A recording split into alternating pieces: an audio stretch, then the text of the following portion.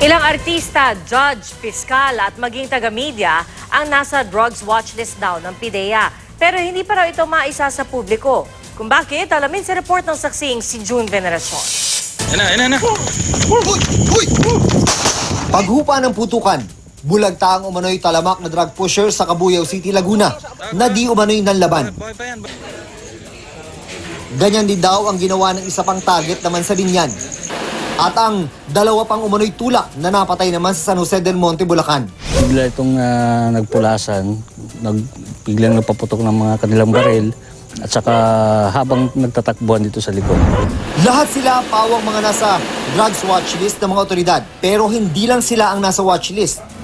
Ayon sa PIDEA, meron silang listahang kinabibilangan ng ilang artista, pati ilang nasa media. Lumitaw daw ang pangalan ng ilang celebrity sa ilang text message na ang laman ay tungkol sa bentahan ng droga. Pagkatapos ay kinumpirma ito ng mga nahuli. Ina-admit mismo ng mga nahuhuli namin, mga drug dealers, na kliyente nila yung mga artista na yan. Bukod sa mga kilalang personalidad, meron kaming mga judges and prosecutors na nasa watchlist ng PIDEA. Ang drugs watchlist na kinabibilangan ng mga judge at prosecutor. Base raw sa mga impormasyong nakalap at mga report na nakarating sa PIDEA. Pero kailangan pa raw itong dumaan sa masusing validation process, kaya hindi pa pwedeng ilabas at hindi pa masabi ng PIDEA kung ilan ang sangkot. They are into drug use. Meron naman talaga mga protectors na instead na ipakulong nila itong mga sindikato na ito, nakakabayaran. Kaya raw may ilang malalaking drug case na nababasura. At ang masaklap, sabi ni PIDEA Chief Aaron Aquino, sila paminsan ang nasisisi dahil kulang daw ang kanilang ebidensya.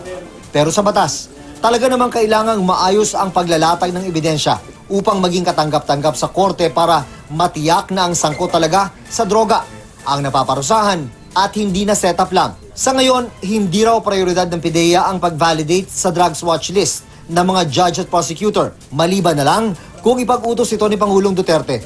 Nauna nang ibinulgar ng Pangulo ang pagkakadawit ng ilang prosecutor at hukom sa illegal drugs. Tatlo sa kanila ay inimbestigahan ng Korte Suprema pero na-clear din. So itong malalaking kaso na ito, nadi-dismiss So, minsan magtataka ka, bakit ganun ang ginagawa? Wala pang sagot ang Korte Suprema kaugnay nito. Ako si June Veneracion, ang inyong saksi.